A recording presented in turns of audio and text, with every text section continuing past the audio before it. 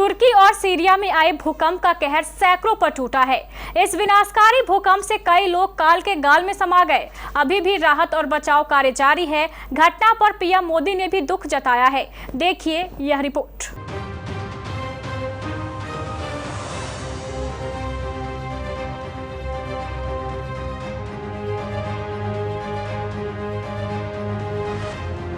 छह फरवरी का दिन तुर्की में कयामत लेकर आया।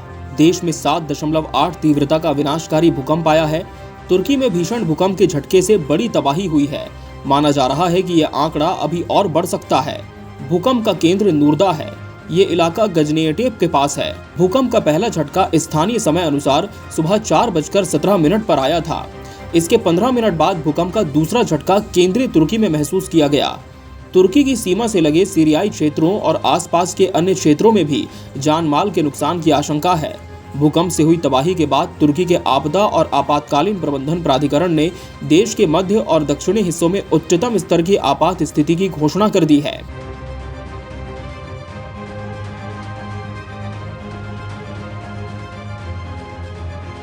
तुर्की के आपदा और आपातकालीन प्रबंधन एजेंसी ने जानकारी दी है कि 7.8 तीव्रता वाले भूकंप में कम से कम 76 लोगों की मौत हुई है।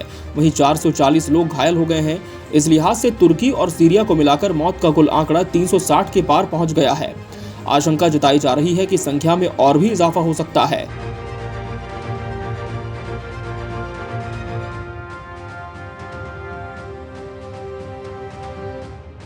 खबर है कि अकेले सीरिया में ही 100 से ज्यादा लोग जान गंवा चुके हैं। यूएस जियोलॉजिकल सर्वे ने आशंका जताई है कि तुर्की और सीरिया में मौत का आंकड़ा 1000 के पार जा सकता है।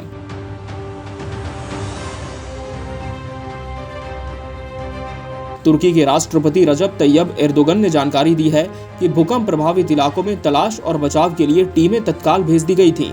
उन्होंने कहा, हमें उम्मीद है कि हम इस आपदा से कम नुकसान के साथ मिलकर जल्द से जल्द निकल आएंगे।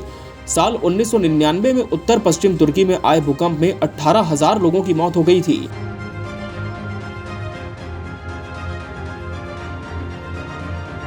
उत्तर पश्चिम सीरिया में विपक्ष के सीरियन सिविल डिफेंस ने विद्रोहियों के कब्जे वाले क्षेत्र में स्थिति को विनाशकारी बताते हुए कहा है कि इमारतें ढहने से कई लोग मलबे में दब गए।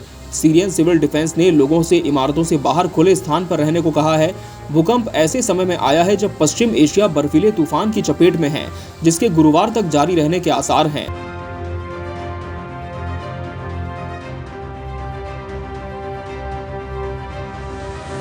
कहा जा रहा है कि तुर्की के माल्टिया प्रांत में 23 लोगों की मौत हुई है और 130 इमारतें तबाह हो गई हैं। वहीं सनलियूर्फा में 17, दियारबकीर में 6 और उस्मानिये में 5 लोग मारे गए हैं।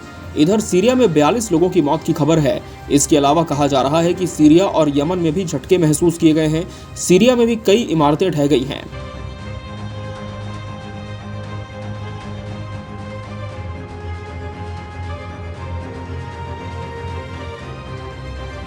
वहीं इस घटना पर प्रधानमंत्री नरेंद्र मोदी ने भी दुख जाहिर किया है।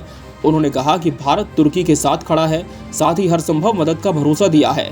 पीएम मोदी ने बेंगलुरु में कहा, इस समय तुर्की में आए भूकंप पर हम सभी की दृष्टि बनी हुई है। कई लोगों की मृत्यु और नुकसान की काफी खबरें हैं। तुर्की के आसपास के देशों में भी नुकसान की आशंका है। भारत भूकंप पीड़ितों की हर मदद के लिए तत्पर है।